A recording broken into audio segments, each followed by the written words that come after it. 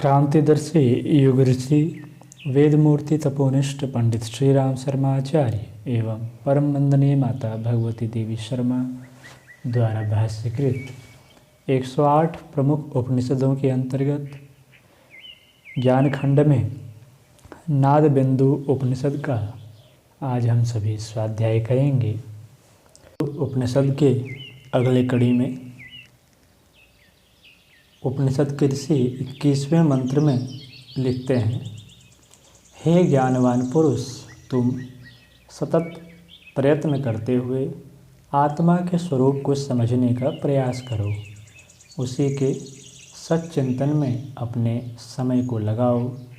प्रारब्ध कर्मानुसार जो भी कष्ट कठिनाइयाँ सामने आएँ, उनको भोगते हुए तुम्हें उद्विग्न अर्थात खिन्न दुखी नहीं होना चाहिए।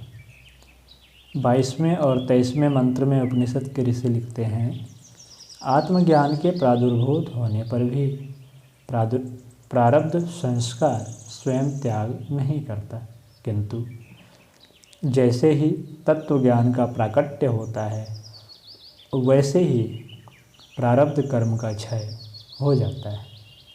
जैसा कि स्वप्न लोक के देहादिक असत होने के कारण जागृत होने पर विलुप्त हो जाते हैं, विगत जन्मों में जो किए हुए कर्म हैं उन्हीं कर्मों को प्रारब्ध कर्म की संज्ञा प्रदान की गई है।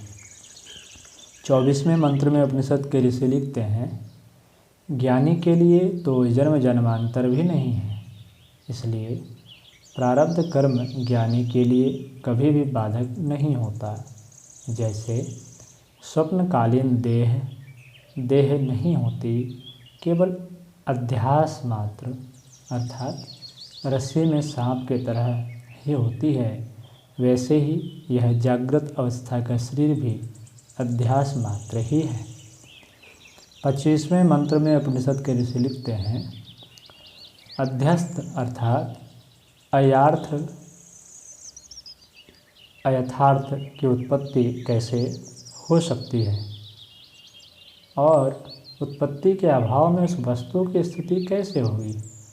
जिस प्रकार रज्जु रस्सी में सर्प का अध्यास होने पर रज्जु में सर्प नहीं उत्पन्न होता और न ही उस स्थान में सर्प की स्थिति ही होती है, इसलिए इस प्रपंच का मुख्य उपादान कारण आत्मा ही है।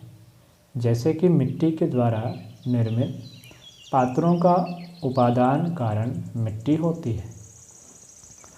26वें और 27वें मंत्र में उपनिषद के ऋषि लिखते हैं, वेदांतानुसार ये सभी सांसारिक प्रपंच अज्ञानांधकार के कारण आत्मा में ही प्रतिभासित होते हैं। अज्ञान रूपी अंधकार के विनष्ट होने पर संसार की स्थिति नहीं रह जाती। जिस तरह भ्रम बुद्धि से ग्रस्त मनुष्य रज्जु बुद्धि का परित्याग कर उसे सर्प बुद्धि से ग्रहण करता है अर्थात रस्सी को सर्प समझने लगता है, इसी तरह अज्ञानी अर्थात मूढ़ मनुष्य सत्य अर्थात आत्मा का ज्ञान अर्थात बोध न होने के कारण इस भ्रम बुद्धिवश सांसारिक प्रपंच का अवलोकन करता है। जब मनुष्य ठीक तरह से उस रस्सी को पहचान लेता है तो पूर्व में दृष्टिगोचर होने वाले सर्प की भावना नहीं रह जाती। 28वें मंत्र में उपनिषद के ऋषि लिखते हैं, जिस तरह अधिष्ठान अर्थात आधार स्वरूप आत्म तत्व का ज्ञान हो जाने पर प्रपंच अर्थात संसार शून्यता को प्राप्त हो जाता है, ऐसी स्थिति में देह अर्थात शरीर भी प्रपंच रूप अर्थात अयथार्थ होने के कारण प्रारब्ध की स्थिति किस प्रकार रह सकती है। 29वें मंत्र में उपनिषद के ऋषि लिखते हैं, अज्ञान से ग्रसित लोगों को बोध कराने के लिए प्रारब्ध कर्म की बात कही जाती है। तदंतर कालवश ही सांसारिक प्रारब्ध कर्मों का विनाश हो जाता है।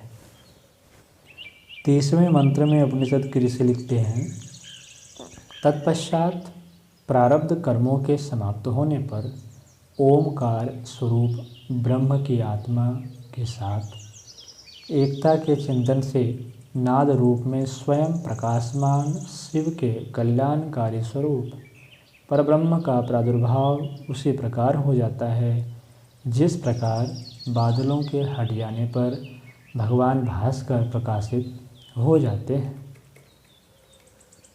31वें मंत्र में उपनिषद के ऋषि लिखते हैं, योगी साधक को सिद्धासन से बैठने के पश्चात वैष्णवी मुद्रा धारण करनी चाहिए। तदंतर दाहिने कान के अंदर उठते हुए नाद अनाहत ध्वनि का सतत श्रवण करना चाहिए।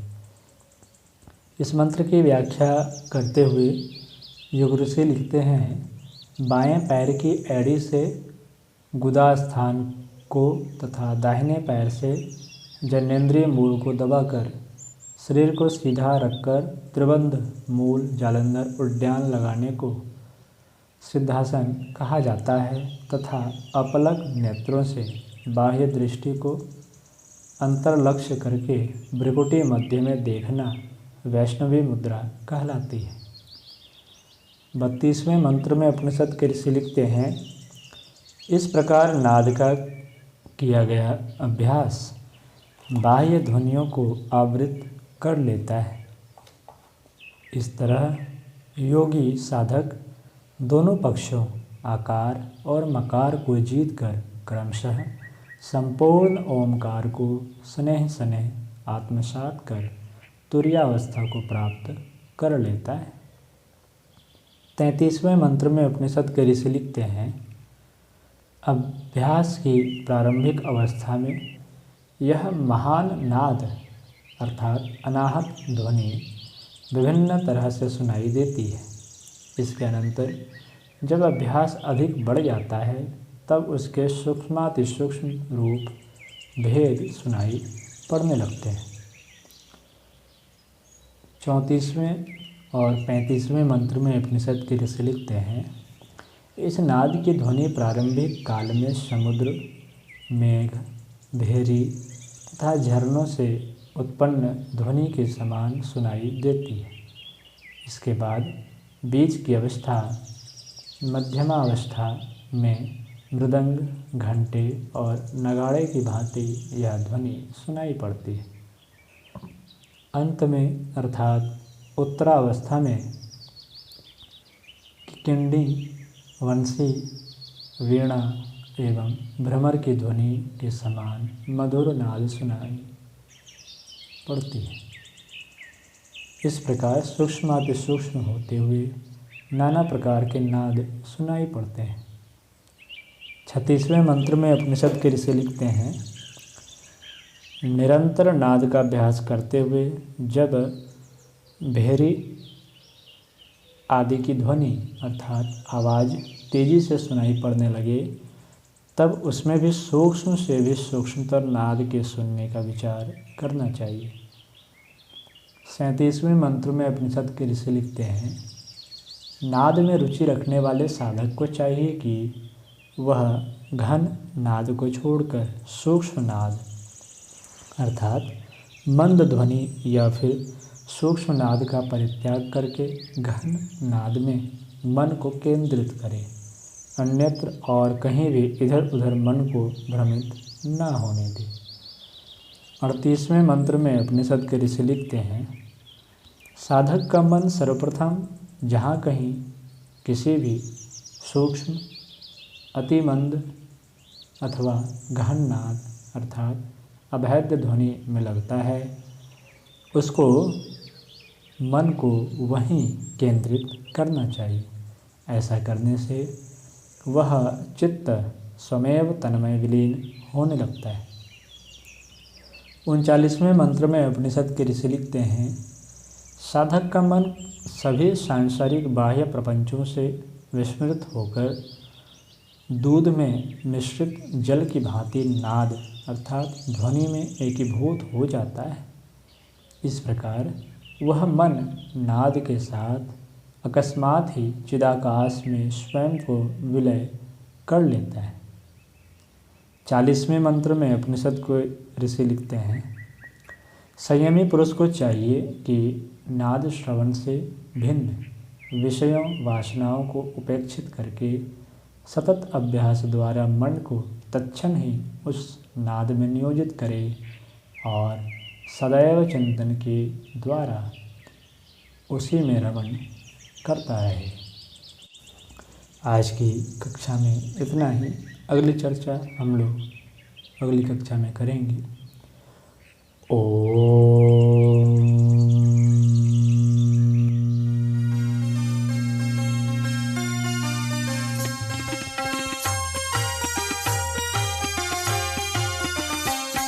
चलो गुरुदेव के सपने सजाने की शपथ ले ली। चलो गुरुदेव के सपने सजाने की शपथ